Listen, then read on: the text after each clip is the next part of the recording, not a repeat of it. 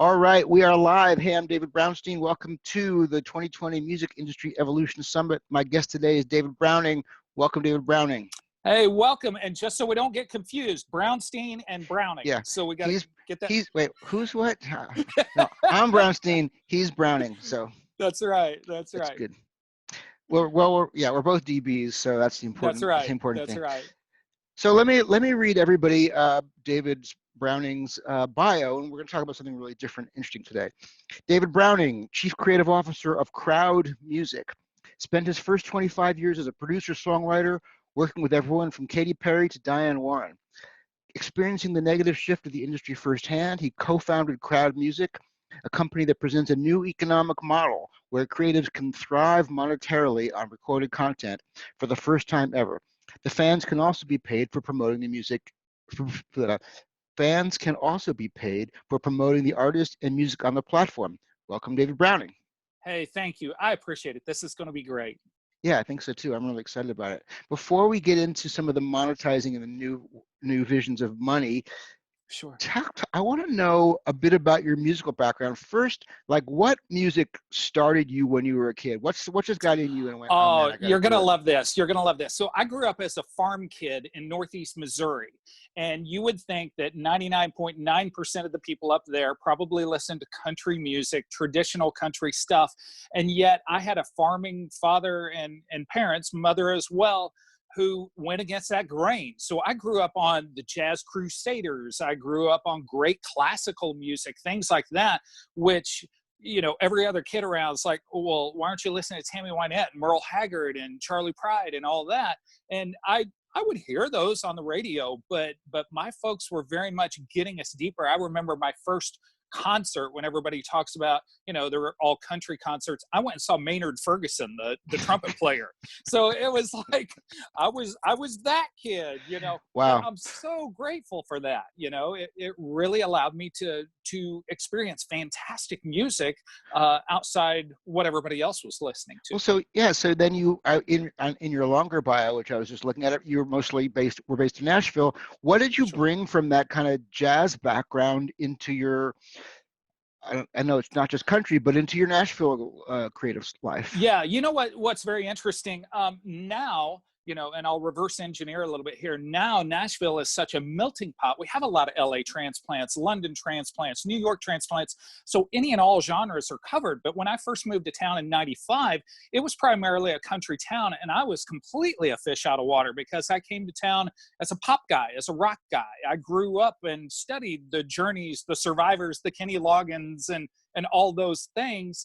And it was right at the cusp. I came in more as a producer, programmer guy, tons of keyboard stuff, right before the Britney Spears thing hit. So all of a sudden, I got stupid busy because I was one of a handful of guys who was the pop guy in town, you know, and hence that led to country guys who were like, oh, we want a pop sounding demo. And hence that led me to working with Diane Warren in LA and Rick Wake up in New York behind the scenes on a lot of Sony projects and various things.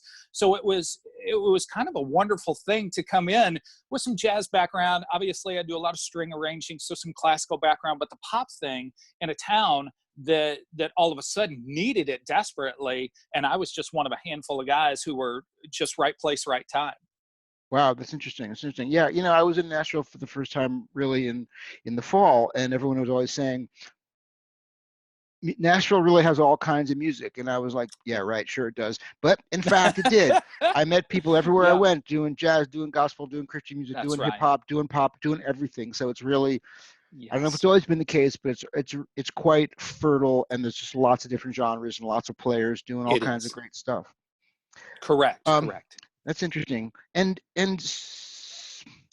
So you've had a different journey that's brought you to this creating this new business called Crowd Music. And I've Sure. said this to you just before we spoke, and I want to say this to everyone listening. David's got a new model that is interesting. We're going to talk about that. My goal is not, hey, everyone go sign up for his platform. This is not intended to be purely Right. plug for Crowd Music, but I do think he's doing something differently that it took me a while to understand it, number one, and to kind of see if it made any sense, because my first thing was doesn't make any sense. I mean it Right. does, but so I ask you all, listen with an open mind. Maybe this is right for you. It's not right for everybody, but it Sure. will, I think it's a good indicator of how business models are shifting and changing. So therefore, tell me about this thing. What is this thing, crowd music? Yeah, sure. So it truly is a different economic model compared to most of where the industry has gone now, which is the streaming model. And, the streaming model we look at, and it's basically an all you can eat buffet. The trouble is, at an all you can eat buffet, if you are paying $5 and people are consuming $7, $8 worth of food, your model is bust. So And you're in saying the streaming isn't all you can eat. Correct, Streaming. Okay, correct. okay. Yeah. Yes, exactly. And so the problem is if you add more and more people coming in for the $5 buffet and everybody keeps eating $7 and $8 in food, how can you sustain? So somewhere somebody has to give up more money. Well, guess where less and less money goes? Into the artists and the creators' pockets, the very people you need to have streaming models.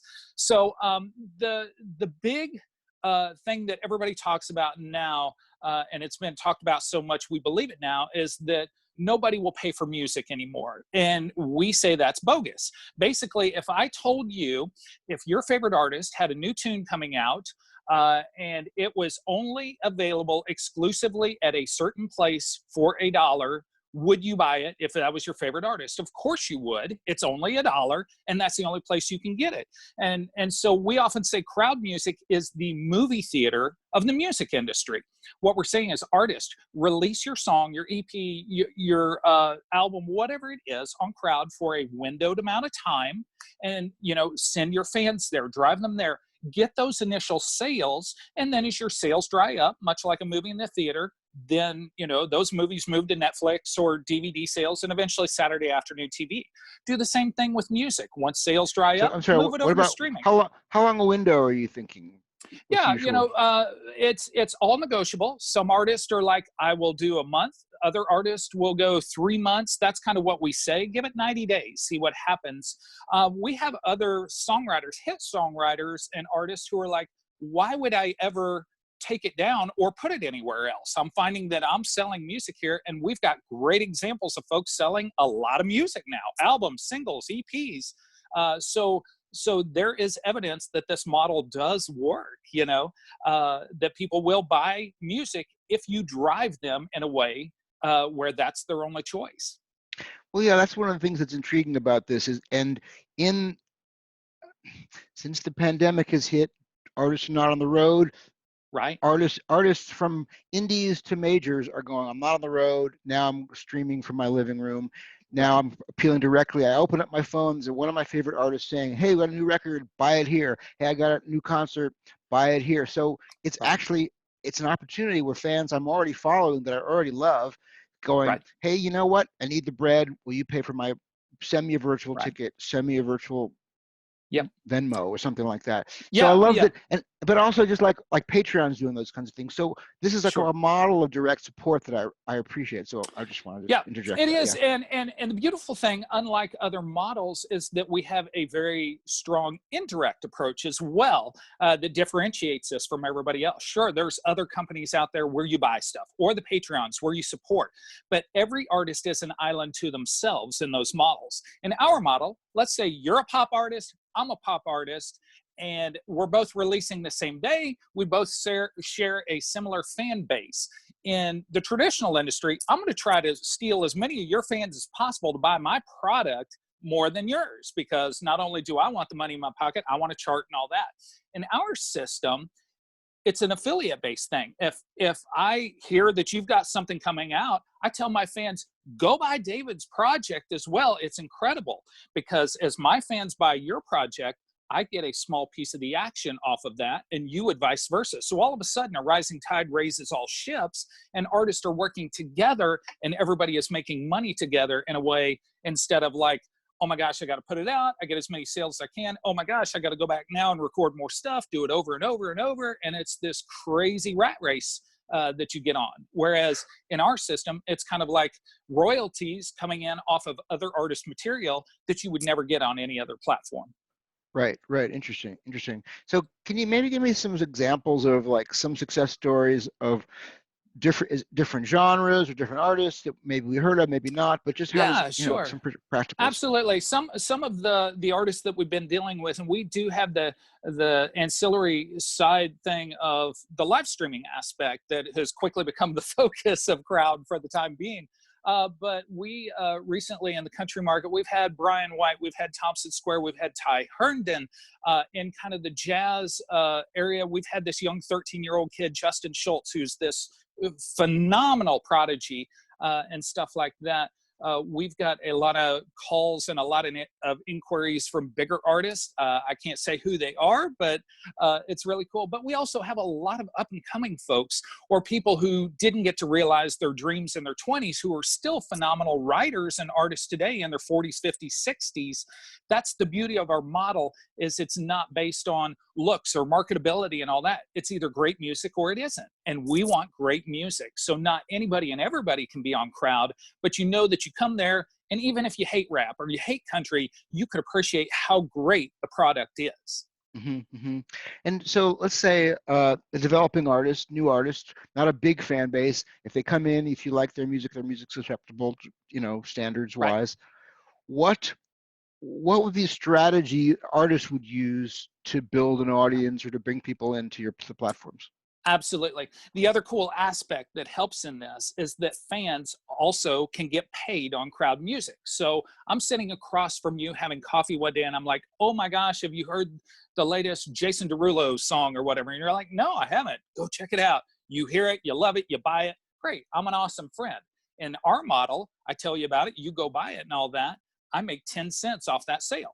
So all of a sudden, we have a fan base and Crowd that may find somebody that they're like, hey, I don't necessarily like that artist, but I've got 10 friends that do. So they put it on Facebook or whatever it is. We're really taking marketing dollars and putting them in the hands of marketers, which are people on social media now. And so we're incentivizing them monetarily. So all of a sudden, if you have that kid from Des Moines, Iowa with 14 Twitter followers, but he's a phenomenal talent, he has a chance through our system to have a marketing mechanism of hundreds of thousands or millions of people pushing him out there with potential sales. All of a sudden, because we report to SoundScan and all that, he's getting, charting positions and stuff like that. And all of a sudden he's becoming a household name through our system just because we're using money to incentivize everybody on all fronts. So do fans have to be like a member of the site? Yeah. So what it is basically you can be a part of Crowd in two different ways. One, you can be a retail customer, much like iTunes or anything else. You're there to consume music. That's great. If you wish to participate in some of the monies that are generated or direct sales, to friends as you tell them about it and stuff like that, it's a $20 a month obligation, but you, again, get 10 cents, 10% off of every purchase that's made, as well as a share of all the revenue of everybody that's in your fan base or your Crowd. And you get to choose 20 songs a month that of your liking and what you want to consume and enjoy for the rest of your life. Okay, so it's kind of to be a listener, it's sort of a monthly member, which requires you in a good way to buy music and spend money on other people's music. Absolutely. And the beautiful thing is, let's say you've got a handful of people in your Crowd and some of those people are buying music, that can easily offset that $20. All of a sudden you're spending 15 a month or 10 a month or 5 a month, or maybe we get to a point where we're paying you $2 a month or 10 a month or 15 a month. So really it was built to offset that $20 a month cost, but still make sure that songwriters, publishers, artists, and everybody involved in the process of making music got paid. And so that's really what it comes down to. Everybody wants free music, but we have to make sure that creatives get paid as well. In our system, both can happen. Is there also just a listening mode, like a streaming mode, like a radio mode? Yeah. Basically, we do have a radio mode, but it's snippets of songs. So it's basically introducing you to new artists and all that.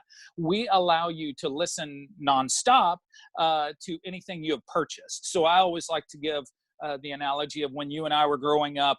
Let's say we bought, the latest Bruce Springsteen album. We took it home. We listened 10,000 times, wore out the vinyl on it. Bruce didn't get paid anything further. We had the luxury of listening as much as we want, but everybody was thrilled because it was mechanical royalties and good money and stuff like that. That's very much the way our system works. Yeah. Okay. Great. That's great. One more little question. This is good. I appreciate we're getting into the details, so it really helps me Sure. understand it, and maybe others as well.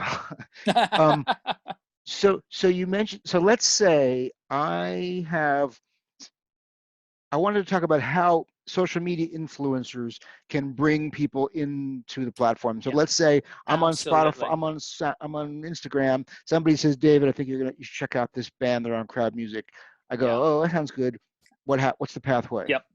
Yeah, basically the beautiful thing is as people sign up for Crowd, they automatically get a share code. It's basically an 8 alphanumeric, character code that's specific to each and every person. Within our app, let's say you're listening to a song that you purchased and you love it, it has a share feature. And you can then share that through text, email, copy it, put it in your Instagram, whatever it is, and be able to share that. As people follow that link, you are automatically credited with any sales that take place. So it embeds itself right in the purchase process and all that, so that you're not asking people, hey, copy my code. No, copy my code and all that. It really comes down to whoever did it. Now let's see it to fruition here. This would be great. So let's say Taylor Swift, with 120 million followers, finds a song she really likes on Crowd, and she mentions it in one of her posts. And let's say 1 million of her people, less than 1%, go and buy that song. She's immediately made well over $100,000 just by posting about it. And then that artist is also having 1 million in sales at that point. Songwriters, publishers, everybody's getting paid in the process. And it allows everybody who's involved in sharing that link or that code. You may not have a following like a Taylor Swift, but there are social media influencers. There are, I have kids that are in the Ninja Warrior community. There are Ninja Warriors with hundreds of thousands of followers. If they post about a song they love, great. Now you're making money in the music industry, never having been a part of it before. And this can happen to anybody, whether you're an artist, whether you're a social media influencer, in whatever area of life and business you're in, you now have a chance to make money in a way that you never would have otherwise. That's great. That's great. So let's turn our attention to live streaming and to monetizing live streaming. Absolutely. Yes, I think we are doing a massive disservice to our musical community right now by live streaming for free, because we essentially kind of bent over backwards and said, okay, recorded music has no value, or very little value, I should say. And now with COVID, now everybody's getting on Facebook and wanting to, hey, I'm going to help my fans through this time and this, that, and the other. Well, you're killing potentially one of your very last income streams right here, unless you have merchandise left. And, short of giving a t-shirt away or something like that, you're done. So in the Crowd Music system, we ticket everything. Doesn't have to be a lot, an hour show, $5, maybe it's $10. It really depends on what the market will allow based on your success level. And, people are like, well, nobody will pay for it. I'll give you a great example. A week and a half ago, BTS did a live show, hour and 40 minutes. They made $20 million. They were charging $35 for a general admission ticket, $26 for a VIP ticket. They sold 760 some thousand tickets. They basically made the equivalent of 15 sold out concerts of 50,000 people in less than 2 hours. So this very much is relevant. It works. We've been doing it with artists. They're selling hundreds of tickets. We're seeing averages of anywhere from $300 to $500 in tips. On top of that, we're talking each artist is averaging about $1,000 an hour on our system. Wow, that's great. So the listener, the fan, would contribute some percentage of their monthly $20, let's say a month fee towards that artist. Is that how it would work? No. Basically, what it does is if you become a member, basically that $20 allows you a couple things. It allows you to go in and pick 20 songs, which it can be anybody. It doesn't have to be your favorite artist or anything like that. You get to pick who that is. And then that allows you the opportunity to earn income off of that. The way, if I want to get down and dirty, the way it's structured is out of every dollar, the first 40 cents goes to the creators. So the publishers, I really just meant on the monetizing of the live stream stuff. Oh, the live stream. How does that work? Okay. Is that's additional? Yes, sure. So it's a completely different model altogether. Basically, okay. we strike percentage deals with the artist. There might be 70-30, might be 80-20. It really depends on what they're bringing to the table. If you sell X amount of tickets, great, your percentage should be better. If you're selling less, hey, we've got more skin in the game as a company, your percentage might be a little bit less and stuff like that. So that's really how it's working. Okay, so you would present, Crowd Music would present a live stream event separate from the artist's participation in the platform. Yeah. So right. And the cool thing is, and I'll give you a great example. So we have this Justin Schultz kid, 13-year-old piano prodigy. He doesn't have any music up with us yet, but he realizes the potential of the platform. So he decides, I'm going to do an hour-long masterclass. Everybody wants to know how I improvise. I want to explain it and all that. And it was marvelous. I got to tell you, it blew my mind. But he had over 200 people pay to watch him do this masterclass. So he made money up front, but now he has over 200 people in his crowd.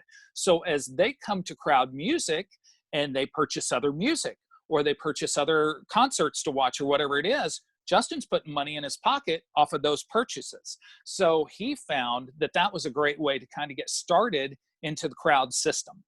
And how did he get those fans? Where did they come from? Yeah, a lot of them are off of Instagram followers, Facebook followers, stuff like that. He posted about it a few times, said, hey, here's where you go get your ticket.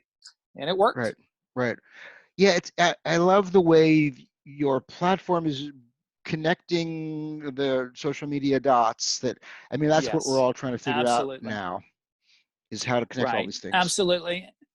Yeah, and really, I know that people have gone with funnel methods and different things, and some people, use social media just as a way of entertainment or interaction with old friends or whatever it is. It doesn't have to be hard. The beautiful thing is when somebody says, well, how do I get involved in crowd? I'm like, well, are you a fan or an artist? I'm an artist. Okay, great. Go out, create great music, put it on our platform, and tell the world about it. That's all you've got to do. If you're a fan, well, what do you do? Well, I listen to music. I'll tell friends about things I like. Great. Keep doing that. You just get paid in both scenarios in a really great way now. And it's really, truly that simple. It's really interesting. Are there any trends coming up that you see that maybe you're going to incorporate in the future? I know some of this stuff would be proprietary, but I don't know. I'm just wondering if there's because you're connecting the dots. What are some dots you see in the future? Yeah, well, it's very interesting. I would say that we're definitely swimming against the current in a lot of ways. We're taking a lot of chances. However, we're getting a lot of great results out of it, and not necessarily in the music industry. In the traditional business world, people are eating up our platform. I mean, wow. There are some things I cannot tell you about, but I can tell you that there are some massive brands, probably top 5 brands in the world that we have met with face to face, and they're like, how do we partner immediately? So if people haven't heard about Crowd now, they will in the very near future. That's great. It really comes down to just being smart business people. We do music for a living, and it's great. We love creating, but you also have to feed your family. You also have to pay your rent and all that. So why can we not be smart business people in the process? And that's really what we're trying to do, is make it where a creator doesn't have to go out and work 2 other jobs. I'll give you a great example. I have a friend, he's written over 20 #1 hits in all genres, country, pop, Christian, the whole 9 yards. And he delivers pizzas at night now because his royalties have run dry. And his whole thing is every night that I'm out delivering pizza is one less night I get to write, hopefully, the next hit song. So I'm taking songs to the grave with me. And we don't want that. We want to put, we're not expecting everybody to put millions in their account, but we want to make it where creatives can be only creative. Wake up in the morning, write all day, do all this, spend extra time in the studio. You have money to do it now. And that's what we're really trying to do, is foster a system where, fans and artists and everybody alike can have a much better musical experience for the rest of their days. That's great. That's really great. So before we talk about your free gift for Summit people today, Sure. anything else we missed? Anything else you want to add? Final thoughts about what you see? Just things we might have not hit. We seem to hit. Yeah, I would say, my encouragement to fans or to creatives is, please just don't devalue who you are and what you do. Even if you're not the most famous person in the world right now, continue working on your craft, but realize you have a gift. There's a lot of people out there who do not have that gift and wish they did, and you have value. If you can only charge 50 cents or $1 at this time, do that. Don't feel like you have to give everything away for free. Sure, if you want to give some stuff here and there, that's wonderful. But realize you have value. And if you want to do this for a living, if you want to be able to continue doing it for a living and continue to bless people with great music, just value yourself. Be smart. That's great. That's great. Thank you. And I love that it's an alternative way to make some money, develop your fan base, develop just different kind of relationships. So tell us what your free gift is for the Summit folks today. Yeah. Basically, we do want to give people a taste of what crowd music is and what they have to offer, or what it has to offer, and the caliber of artists. So for everybody who goes and signs up to crowd music through your link, basically when they download the app, there will be what we call the welcome package. There's a handful of songs in there to get you started, to get around the app, to get knowing things. There's some other videos in there that help you understand crowd better. We'll continue to update this with a few other free songs every few months, just to kind of keep you engaged and enjoying it, and everything like that. We want you to all feel like, hey, here's an alternative, another way. Artists maybe that would have gotten lost in the 40,000 uploads a day on the traditional methods. And we want you to become one of those fans who sits down and really consumes music, as opposed to having it just as background noise in the life. And so we're giving away that welcome package to get you going. That's great. I'm excited to see that. And just again, sometimes these new ideas take a few times to kind of hear it, and get through it, and go, oh, wait a minute, what? Really? Okay. That's right. Yeah. So I look forward to seeing. Good. Yeah. It definitely, it's a very deep, people want to get in and dig in the gears and all that. And I'm like, just sit in the driver's seat, mash the gas, and go for the joy ride. It's like, if you want to get into the engine, we'll get into that later, but just go enjoy it, have fun with it, and make a few bucks in the meantime to offset your cost, or whatever it is. You're changing artists' lives as you participate. Hopefully you're enjoying things in a way that changes your lives, and it can be good for everyone. Yeah, I think part of the model that we're experiencing in the world, in the music world, is not always direct connection, but just it's a changing of the connection of how artists and fans connect and recommend, and we're realizing the importance of certain artists, all artists' music, and this is just a really different way. So I really appreciate your sharing this, and that you're coming up with a new way, and folks in the Summit, I'm curious, and maybe you could post on the Facebook group, what did you like about this? What confuses you? What do you still want to know? What questions do you have? Maybe we can get David in for Facebook Live sometime to answer more questions. That'd be great. But yeah, so folks, please post on the Facebook page. Let us know what you think. And this is really exciting. And it's funny, we talked about this last time. Now I'm hearing it a second time. Like, okay.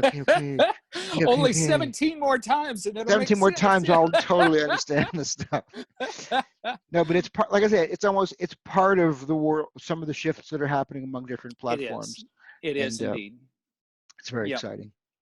All right, David, thank you so much for your time, folks. See you on the Facebook Summit Facebook group, and We'll talk to you all soon. Okay, I'm Thank gonna you. find the stop button. Okay, David, thanks a lot. Cheers.